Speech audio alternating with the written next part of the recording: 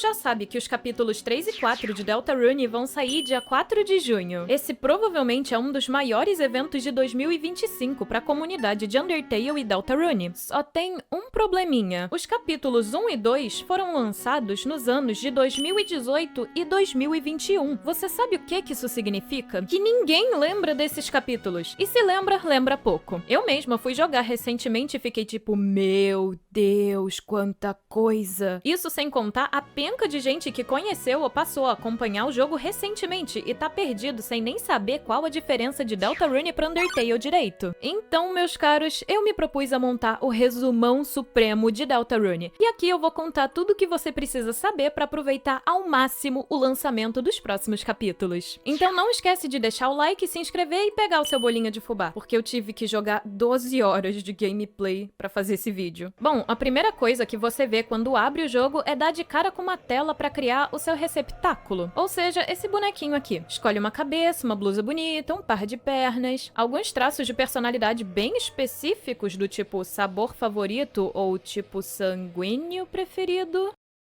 Tudo isso para sua criação no fim ser descartada, porque segundo o jogo, você não pode escolher quem é nesse mundo. O seu nome é Kris. E já damos de cara com a nossa querida mamãe cabra nos mandando acordar para não chegar atrasado na escola. Aqui você já viu que a proposta é bem diferente de Undertale. Seguindo a Toriel e entrando no carro, ela começa a perguntar sobre o Ezreal, que viria visitar a família na semana seguinte. Para contexto, nesse universo, Kris e o Ezreal são ditos irmãos, sendo Kris uma criança que foi adotada pela Toriel. Atualmente, ao que tudo indica, o Ezreal tá na faculdade e por isso mora em outra cidade. Daí ele vem visitar a gente. Bom, chegando na escola, você realmente se atrasou pra aula. E na sala pode ver alguns rostos conhecidos, como a Alphys, que é a nossa professora, a Temi, o Monster Kid e alguns outros personagens novos, mas muito importantes, como o Birdly, que é um frango azul que só sabe dizer o quanto que ele é incrível e o melhor aluno da sala, e a Noelle, que é uma garota tímida, amiga de infância do Kris e a verdadeira melhor aluna da sala. Por hora, só isso. Naquele dia ia rolar um trabalho em dupla, e como todo aluno que chega atrasado em dia importante, você fica sem dupla. Até que isso aqui acontece.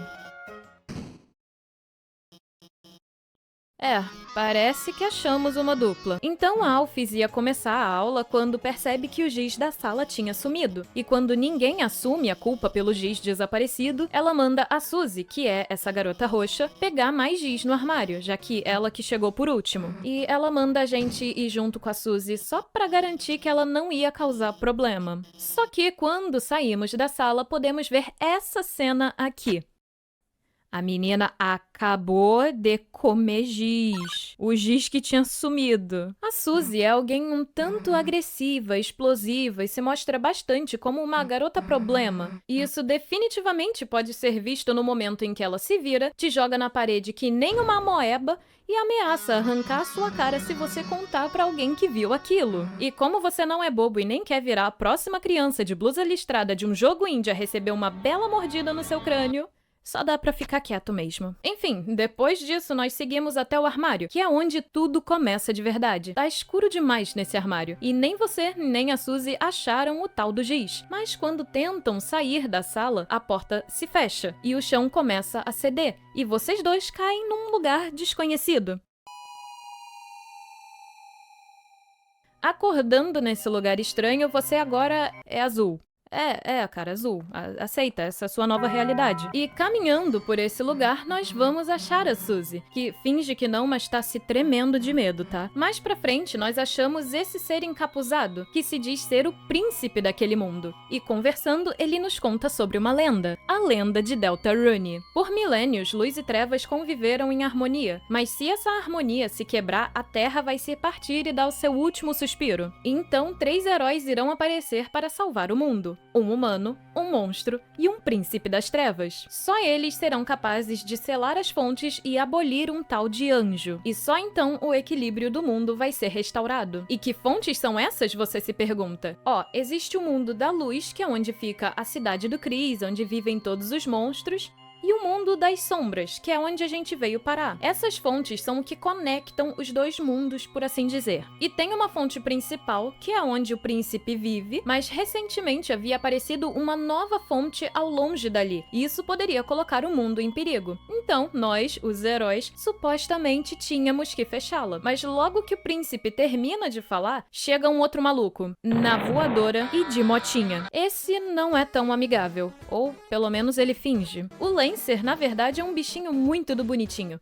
Apesar dele dizer a cada 5 minutos que é um vilão malvado, cruel, muito do mal, dá pra ver que ele é absolutamente inofensivo e definitivamente não é uma ameaça pra gente. Mesmo assim, ainda rola uma batalha com ele, na verdade, a nossa primeira batalha nesse jogo, porque aqui a gente não joga sozinho, e sim com um time, ou pelo menos o que futuramente vai se tornar um time. E aqui a gente já pode ver o quanto o sistema de batalhas é diferente do de Undertale. O fim dessa batalha dá empate, porque a motoquinha do Lancer tá sem gasolina e ele precisa voltar pra casa antes do jantar. Como eu disse, adorável. Então o príncipe encapuzado volta e se revela ser Rousey. Rousey é alguém extremamente amigável, gentil e definitivamente contra a violência. Não à toa, ele tem uma literal magia chamada Pacificar, que podemos usar para acabar com uma batalha quando um inimigo estiver cansado. É tipo poupar de Undertale, mas aqui, além de poupar, você também tem essa alternativa. Bom, a nossa jornada era simples. A gente precisava passar por um lugar chamado Reino de Cartas para chegar naquela fonte das trevas, onde a gente selaria a fonte e poderíamos enfim voltar pra casa. E tudo poderia ser bem fácil se a Suzy não fosse tão cabeça dura. Ela sempre resolve tudo com violência, e além disso, nos momentos em que a gente tá numa batalha do lado dela, ela simplesmente não deixa a gente dizer o que ela deveria fazer,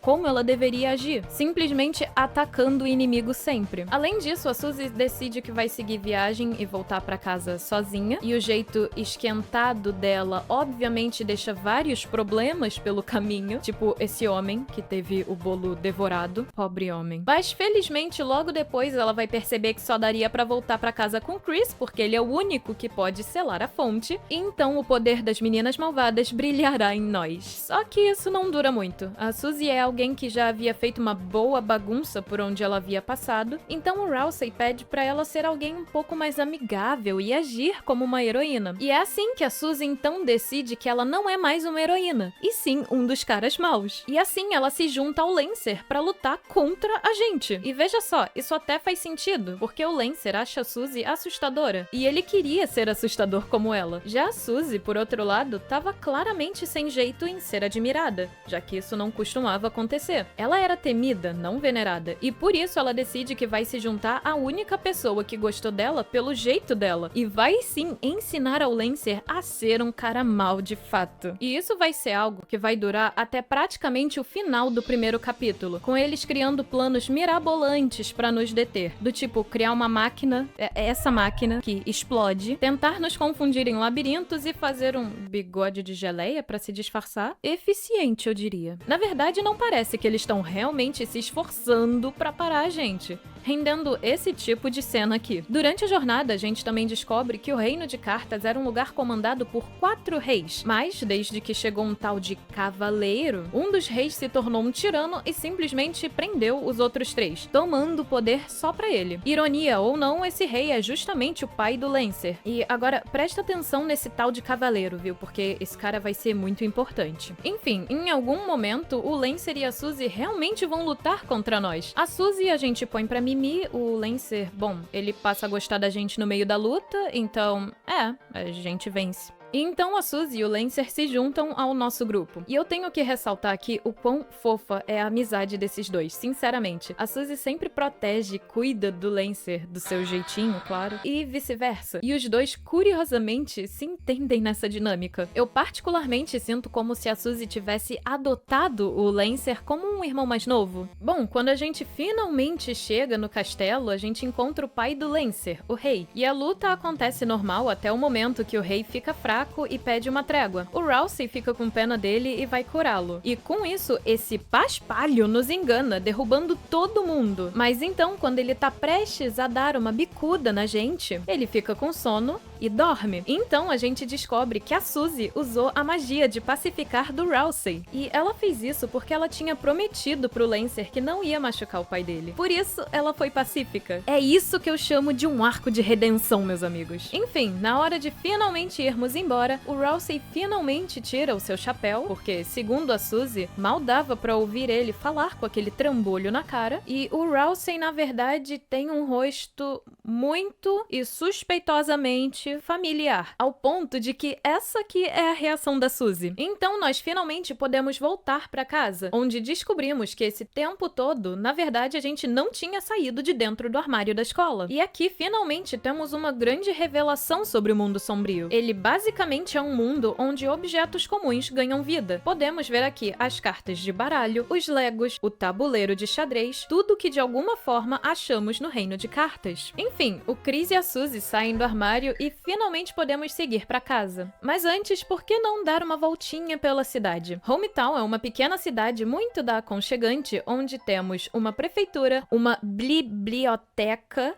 uma delegacia onde a Undyne e o Napstablook trabalham como policiais, um mercadinho onde o Sans trabalha como atendente, uma floricultura que o Asgore é dono, inclusive nessa floricultura ele tem essas flores de cores suspeitosamente específicas, que claramente fazem referência às almas de Undertale, e essa cidadezinha também conta com um hospital, uma igreja, um cemitério e uma porta gigante estranhamente suspeita no sul da cidade. Tudo dentro dos conformes, como você pode ver. Chegando, a Toriel fica furiosa da gente ter ficado tanto tempo fora de casa, mas logo isso muda quando dizemos que fizemos uma nova amiga. A Toriel fica muito feliz em saber daquilo, porque aparentemente o Chris não era alguém muito sociável e, portanto, o nosso único castigo é ir dormir cedo. Quando, no fim do capítulo, no meio da noite, isso aqui acontece.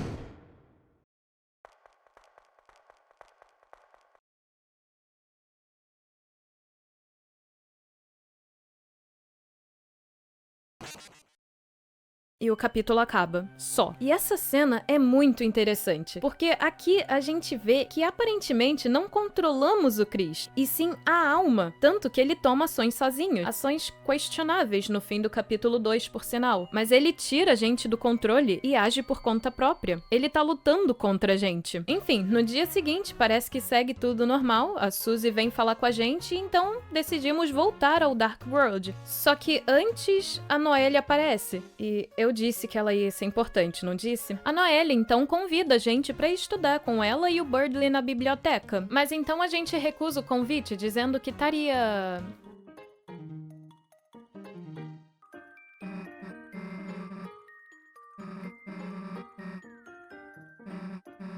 Noelle vai embora, não sem antes entregar uma lancheira cheia de giz pra Suzy. Então, nós podemos finalmente voltar ao Castletown, a cidade do Rousey, que agora está sendo preenchida pelos habitantes do Reino de Cartas. Do capítulo passado, segundo o próprio Rousey, aquilo aconteceu porque aquele lugar não existe mais. Ele explica que quando uma fonte das trevas é selada, aquele mundo sombrio some e volta a ser apenas um cômodo normal no mundo da luz. Lá a gente também vê que agora tem quartos pra gente, quartos que combinam muito com a personalidade de cada um, simplesmente fofo demais, mas a gente não pode ficar por muito tempo, porque, né, ainda tinha dever de casa pra fazer, então nós voltamos ao mundo da luz. E vamos nos encontrar com Burdley e Noelle na biblioteca. Só que chegando lá, a gente acha o quê? O que que a gente acha? Se você respondeu mundo sombrio, você acertou. Tem um outro mundo sombrio dentro da biblioteca. E dessa vez era numa proposta completamente diferente do anterior. Um lugar completamente tecnológico chamado Mundo Cibernético, comandado pela rainha. Que, nossa, ela é sem dúvidas a minha antagonista preferida até então. Então, céus. A gente descobre que a Noelle estava lá dentro e essa rainha capturou ela, porque supostamente ela precisava da Noelle para um plano de dominação mundial. Veja só, a rainha cita o tal do cavaleiro do capítulo passado. Ela sabe que foi ele que criou aquela fonte e, consequentemente, aquele mundo. E o objetivo dela era abrir várias fontes para mergulhar o mundo em trevas, segundo ela. Aí você se pergunta, ué, mas por que ela precisava da Noelle então? Aí é que tá. Pelo que a própria rainha diz, qualquer um com vontade, força suficiente, pode abrir uma fonte das trevas. Vontade, força, ela até fala sobre determinação. Atenção, determinação foi citado em Deltarune pela primeira vez. Repito, determinação foi citado em Deltarune. E isso seria algo que todo Lightner, né, ou seja, ser do mundo da luz, teria. Tá ficando interessante, né? Uma coisa que eu preciso destacar sobre o Deltarune no geral, mas principalmente sobre o capítulo 2,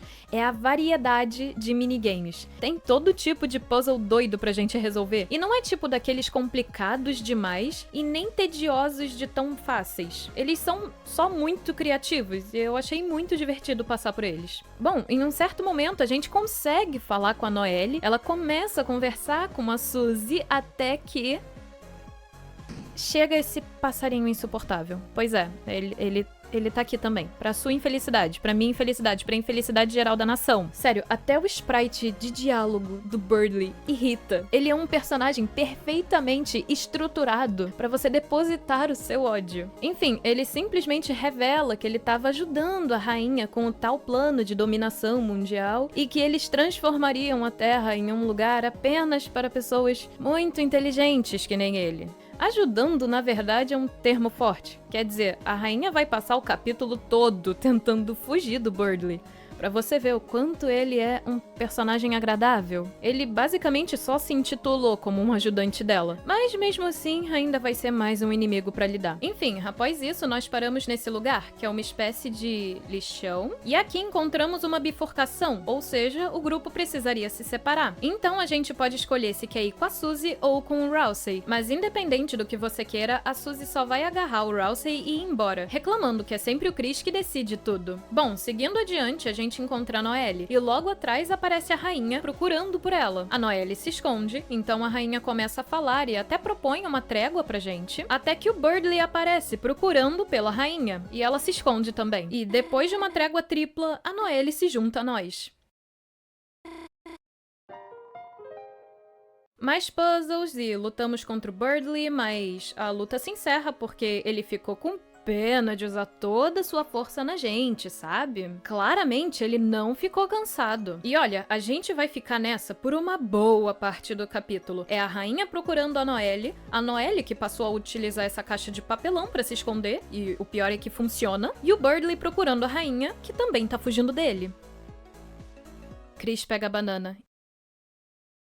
Potássio. E durante essa jornada toda, a gente acaba descobrindo algumas coisas. Tipo que a rainha, mesmo com esse jeito aparentemente mesquinho, é alguém que só quer fazer todo mundo feliz. Em especial a Noelle. E a rainha fala, inclusive, que se ela precisa assumir o papel de vilã pra ver todo mundo feliz, então que assim seja. Também vemos que o Birdly é muito mais que chato, por mais que eu tenha muita dificuldade de ter empatia com ele. Na verdade, ele parece ter um carinho muito grande pela Noelle e uma grande insegurança quanto à sua inteligência. Jura? Ninguém notou, né? Na verdade, ele mesmo conta isso pra gente com uma historinha triste passando na tela. E mais interessante, a gente descobre mais sobre o passado de Chris e Noelle. A Noelle aparentemente tinha uma irmã mais velha, que era muito amiga do Ezreal, assim como a própria Noelle era amiga do Chris. E os quatro, no geral, eram muito unidos. E tudo que sabemos dessa irmã da Noelle, chamada December ou Des, é que agora ela tá desaparecida, por algum motivo que a gente não sabe. Enfim, em algum momento nós encontramos a Suzy e o Rousey, e então seguimos pra mansão da rainha. Mas no caminho,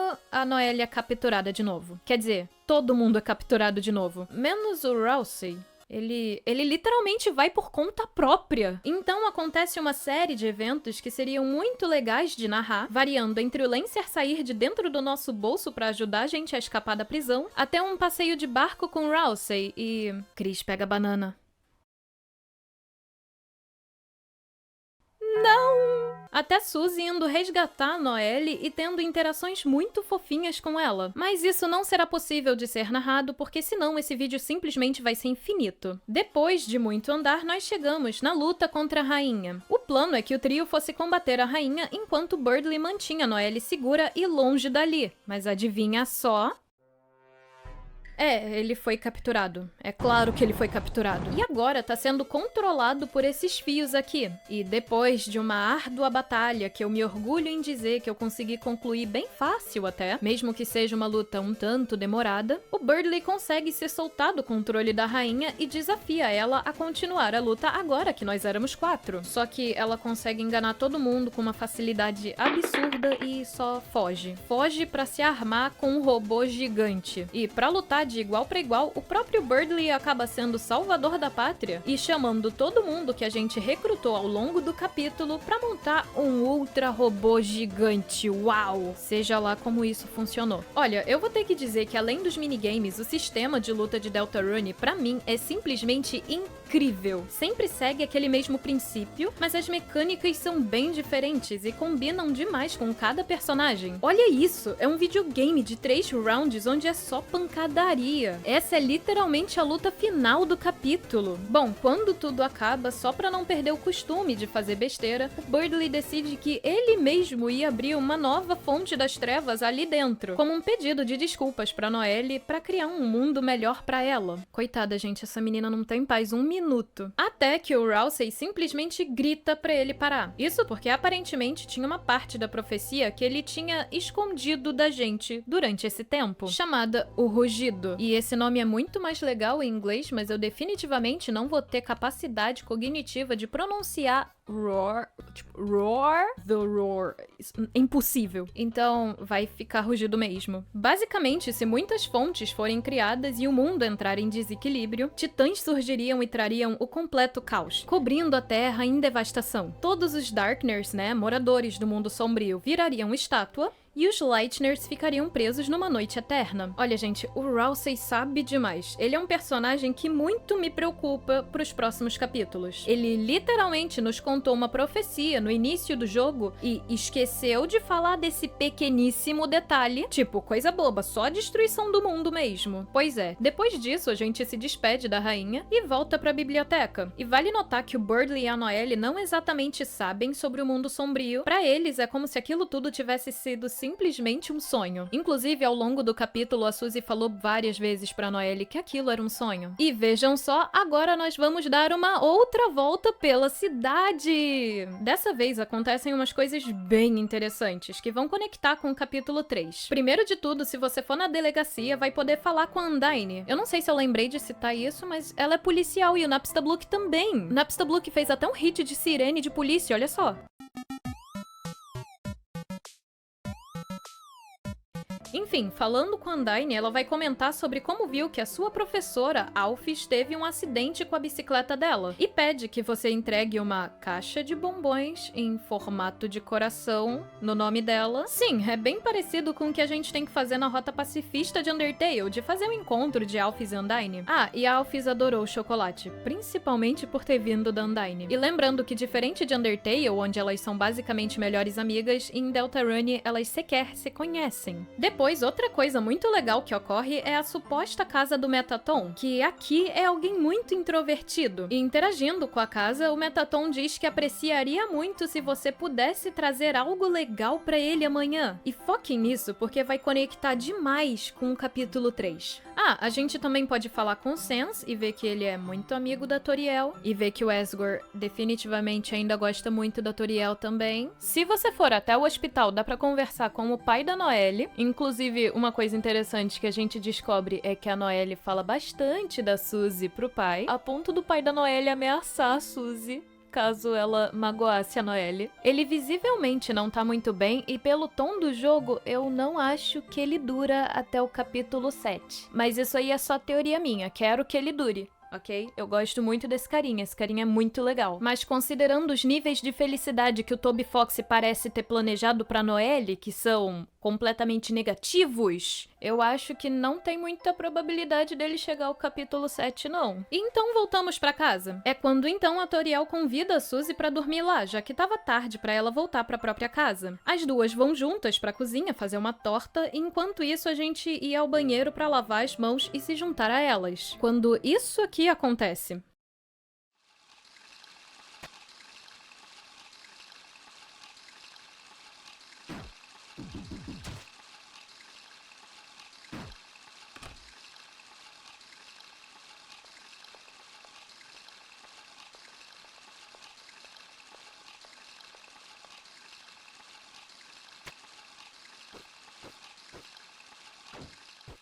Pois é, de novo. Então o Chris sai, passa um bom tempo fora e volta, como se nada tivesse acontecido. Nós então saímos do banheiro, tranquilos, e a Suzy reclama da nossa demora. Enquanto a torta esfriava, a gente decide assistir um pouco de TV, mas obviamente a Suzy dorme nos primeiros 2 minutos de filme que ela mesma colocou, e a gente capota logo em seguida. E é quando nos é revelado que a Toriel tava ligando pra polícia, porque alguém havia furado os pneus do carro dela. Alguém, né? Bom dia, Cris, tudo bom? Ótimo, agora a polícia estava a caminho da nossa casa. Então a Toriel vai esperar na poltrona e acaba cochilando também. E é quando acontece a cena final, que é o que vai nos levar diretamente ao capítulo 3. Chris novamente faz aquele negócio com a Alma, coloca ela entre as almofadas do sofá, abre a porta da casa, liga a TV e simplesmente abre uma fonte no meio da sala, com a Toriel ali do lado. Vocês têm noção que é quase certo que a Toriel vai aparecer no início do capítulo e que muito provavelmente ela vai se encontrar com o Rousey? Pois é. Enfim, é assim que acaba esse capítulo, independente de qual rota você tiver feito. Eu não mencionei, mas em cada capítulo existe um boss secreto, com o qual você pode lutar ou não, aí é você que decide. Eles dropam itens secretos que muito provavelmente vão ser úteis no futuro e também parecem ser importantes pra contar um pouco mais da história. No capítulo 1, o boss secreto é esse carinha aqui, o Jevil, que, segundo um vendedor do reino de cartas, era alguém normal e que enlouqueceu depois de se encontrar com um cavaleiro. Basicamente, o Jevil sabe que isso tudo não se passa de um jogo e por isso só manda o literal caos pra cima da gente. Juro, eu até tentei passar dele, mas... Memórias de guerra. Eu não queria demorar 2 meses pra postar esse vídeo. Então, eu só fui embora. E no capítulo 2 temos o Spenton, que eu acabei passando reto, sem querer. Mas mesmo assim eu vou falar o que eu sei sobre ele. O Spenton também é alguém que tem ligação direta com o tal do cavaleiro. Tanta relação que tem até alguns diálogos onde ele quase fala coisas que poderiam ser reveladoras, mas parece que ele é desconectado de si mesmo por um momento. Ele fica literalmente sem sinal. E tem até umas falas do tipo, ei, alguém tá me ouvindo? É como se a mente do Spenton tivesse presa dentro do próprio corpo e ele tivesse sendo controlado por alguém. Vocês já notaram o tanto de vezes que de diferentes formas Deltarune aborda sobre controle? Inclusive, depois da luta dele na Rota Pacifista, é dito que o Chris tá simplesmente em choque, a ponto do Rousey tentar abraçá-lo pra acalmar. Agora, o que poderia deixar um personagem com esta faceta do Chris em estado de choque? Como eu disse, claramente algo esses carinhas escondem. E certamente nós vamos descobrir muito mais sobre nos próximos capítulos.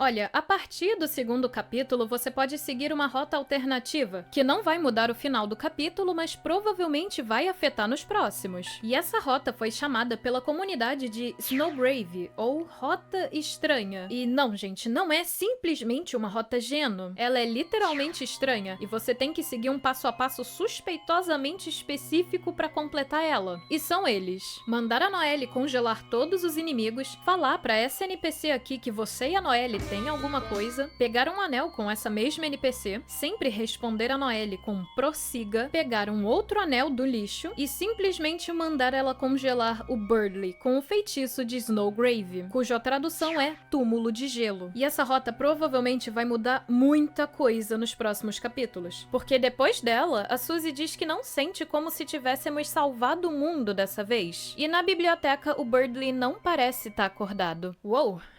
Eu acho que eu disse tudo que era mais importante. Bom, se você quer uma recomendação minha, eu diria pra você mesmo jogar os capítulos. Inclusive, na descrição desse vídeo, eu vou deixar um link confiável pra quem quiser baixar a tradução de Deltarune. E se você não puder jogar, eu te digo, maratona alguém jogando. Eu infelizmente não tive tempo de fazer uma gameplay detalhada, mas uma penca de gente legal fez. Tem vídeos e vídeos de detalhes escondidos, teorias e minha gente, como Deltarune tem coisa escondida. Vai ter muita coisa nesses próximos capítulos. Portanto, fiquem atentos a absolutamente tudo. E pros capítulos 3 e 4, eu recomendo que você apareça na live que eu vou fazer, dia 4 de junho, às 11 da manhã, pra jogar os capítulos logo no lançamento. Enfim, gente, é isso. Lembrem-se, Deltarune Tomorrow em menos de uma semana e tchau! Ah, vocês juraram que eu ia esquecer disso aqui, né? Faltam 5 dias.